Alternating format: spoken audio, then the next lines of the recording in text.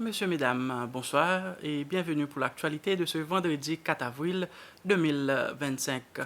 Les dates provisoires pour l'enregistrement des candidats aux élections présidentielles et législatives ont été dévoilées par la Commission électorale. Les dépôts des candidatures auront lieu respectivement le 12 août pour l'élection présidentielle et le 14 août pour les élections législatives.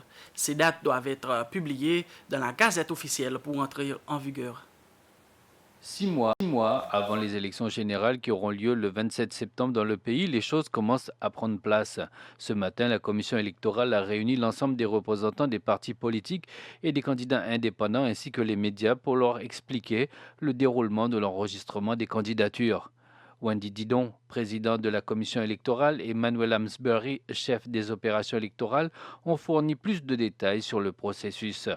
Les personnes souhaitant se porter candidates à l'élection présidentielle pourront soumettre leur candidature le 12 août, tandis que celles désirant participer aux élections législatives auront l'occasion de le faire le 14 août. Les dépôts de candidature seront ouverts de 9 h à 13 h ces 2 jours-là.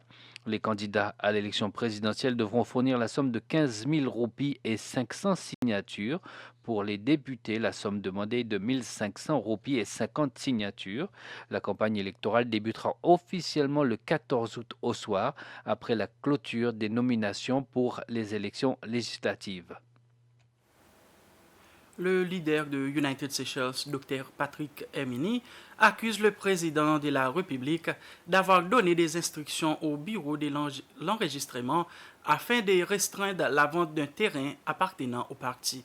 Selon lui, cette décision est une manœuvre malveillante visant à affaiblir financièrement United Seychelles alors que celui-ci se prépare à participer aux élections prévues plus tard cette année.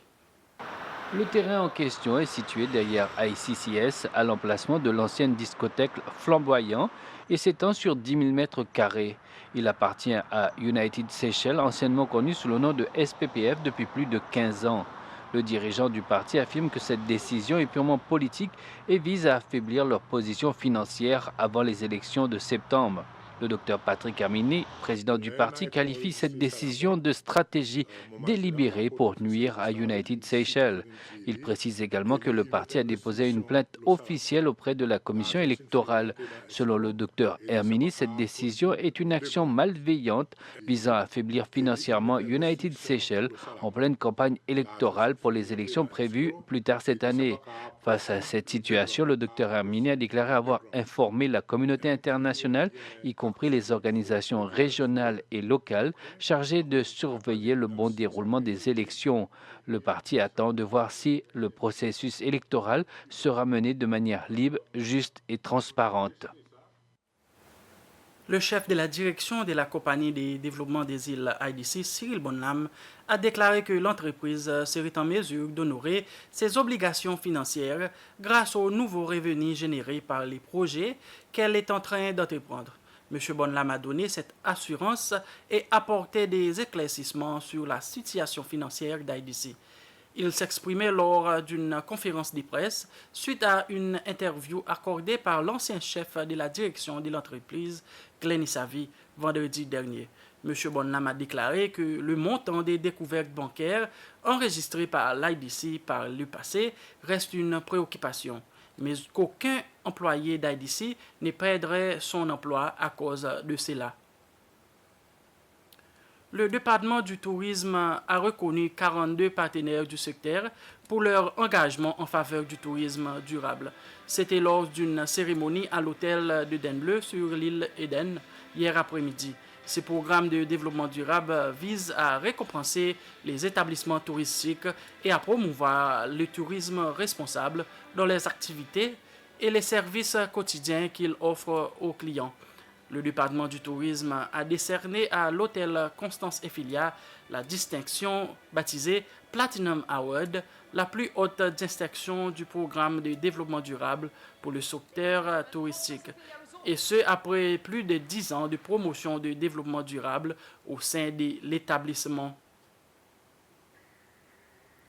Un groupe de danseurs qui ont participé au concours international de danse WADAF en Russie a rencontré le président Revel Ramkalawan hier matin. Lors de cette rencontre, le groupe a partagé son expérience et sa préparation pour la compétition. Ces danseurs ont également évoqué leurs préoccupations concernant la future compétition à laquelle ils prévoient de participer. Le président Rom Kalawan s'est dit très fier de ce qu'ils ont accompli en tant que groupe. Comme annoncé auparavant, la Coupe du monde de beach soccer débutera dans moins d'un mois aux Seychelles. La compétition se déroulera à Roche-Caïman. Et ce soir à 19h, 16 pays dont les Seychelles sauront dans quel groupe ils concurreront. Le tirage au sort aura lieu au Centre international des conférences de Victoria si tout se déroule comme prévu. La cérémonie sera retransmise en direct sur la SBC 2. Ainsi s'achève ce flash d'information. Rendez-vous à 19h pour le bulletin en anglais.